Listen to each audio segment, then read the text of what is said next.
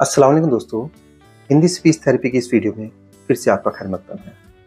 दोस्तों, आज की वीडियो में हम जो टॉपिक लेके आए हैं वो है लैंग्वेज डिसऑर्डर का। लैंग्वेज डिसऑर्डर में हम अफेज़िया के बारे में बात करेंगे कि अफेज़िया क्या होता है, इसके कारण क्या होते हैं और ये कितने प्रकार के होते हैं और इसके लिए हम क्या-क्या कर सकते हैं।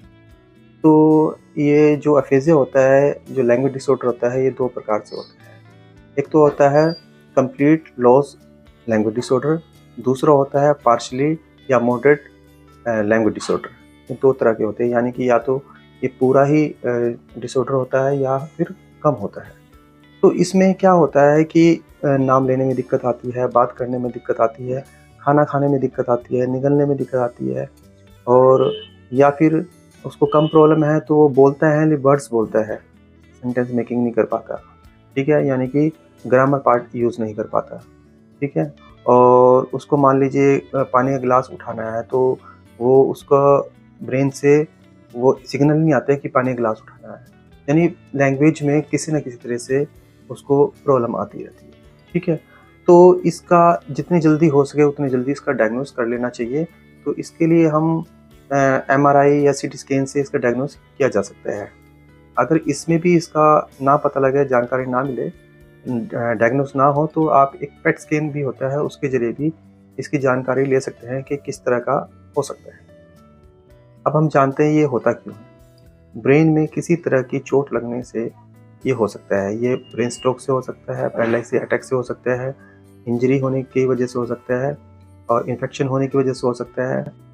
जब ब्रेन स्ट्रोक होता है तो क्या होता है, ब्लड सप्लाई नहीं हो पाती और इसकी वजह से ये अफेजिया की प्रॉब्लम हो जाती है। अब हम बात करते हैं टाइप ऑफ अफेजिया। ठीक है? टाइप ऑफ अफेजिया और type of language disorder.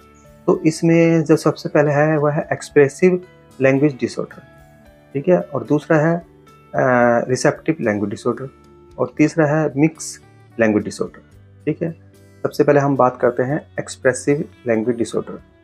Expressive language disorder में क्या होता है, जो हमारा ब्रेन होता है उसके लेफ्ट साइड में, लेफ्ट हेमिस्फीयर में एक हमारा फ्रंटल लोब होता है और फ्रंटल लोब में एक सेंटर होता है जिसको हम स्पीच एरिया बोलते हैं, यानी कि ब्रोका एरिया बोलते हैं। तो ये क्या काम करता है, ये हमारा प्रोडक्शन का काम करता है, ये एक्सप्रेशन का काम करता है, यानी कि जो कुछ भी हम बोलते हैं उसको वो प्रोडक्ट करता है, एक्सप्रेस करता है जो कुछ भी बोलना है।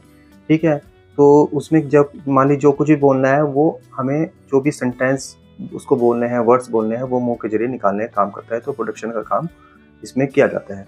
तो इसमें क्या होता है, अगर मान लीजिए वो किसी भी कारण की वजह से ये ब्रोका एरिया ये इफ़ेक्ट हो गया है, तो उसमें बोलने में परेशानी आती है, वो अटक-अटक के बोलता है, वो बोलते वक़्त रुक जाता है, उसको बोल जोर लगाना पड़ता है, उसका जो मतलब जब बोलता है तो वर्ड्स बोलता है, यानी कि जो ग्रामर वाला पार्ट बोलता ही नहीं है, यानी वर्ड्स में आपकी बात कह लेता है और वो बहुत ज़्यादा नहीं बोल पाता। तो इस तरह का इसमें वो देखा जाता है। दूसरा लैंग्वेज डिसऑर्डर आता है रिसेप्टिव लैंग्वेज डिसऑर्डर। ये हमारे लेफ्ट साइड में, लेफ्ट हेमिस्फीयर में जो हमारा टेम्पोरल लोब होता है उसमें होता है, उसमें एक होता है वर्निक एरिया जो कम्प्रीहेंशन का, ये समझने का काम करते हैं। अगर ब्रेन स्ट्रोक की वजह से या चोट लगने की वजह से या इन्फेक्शन की किसी वजह से इस पे ये पार्ट इफेक्ट हुआ हो तो इसमें क्या होता है, समझने में परेशानी आनी शुरू हो जाती है। वो कुछ भी बोलता रहता है, वो समझ ही नहीं पाता, कम्प्रीहेंशन नहीं कर पाता और लगातार बोलता रहता है बिना कुछ समझे, कुछ का कोई मीनिंग नहीं होता। ठीक है? लेकिन वो क्या होता है, इमोशन समझ जाते हैं, वो लोगों के जो एक्सप्रेशन है वो समझ जाते हैं और म्यूज़िक को समझ जाते हैं, अगर किसी ने डोर बेल बजाई वो समझ जाते हैं और ट्यून को समझ जाते हैं, तो इस तरह का समझने का काम करता है। ठीक है?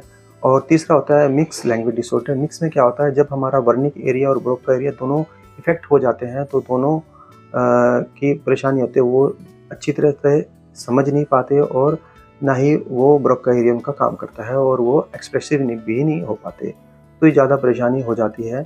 तो इसमें ये मतलब क्या होता है, वो बहुत ज़्यादा अच्छी तरह से मतलब उनको प्रॉब्लम आनी शुरू हो जाती है इसके अंदर। तो इसके लिए हम क्या कर सकते हैं, हमें जब भी हम हमें कुछ भी इसके ऊपर काम करना, हमें देखना होता है कि ब्रेन में डैमेज किस पार्ट में डैमेज है और कितना डैमेज है, हमें ये देखना होता है, ठीक है।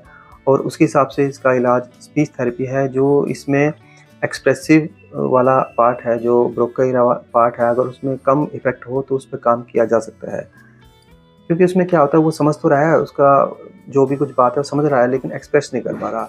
तो स्पीच थेरेपी के ज़रिए उस बहुत सारी टेक्निक्स होती है जिसमें उसको वो याद करवाई जाती है, वो रिपीट करवाई जाती है, जिससे वो सब चीज़ें एक्सप्रेस कर सके। लेकिन अगर उसके वर्निक एरिया में प्रॉब्लम है तो ये ज़्यादा दिक्कत हो जाती है और उसका काफ़ी मुश्किल हो जाता है स्पीच थेरेपी से इसको ठीक करना। तो हमें यही देखना होता है कि उसके किस पार्ट में प्रॉब्लम है और कितनी प्रॉब्लम है।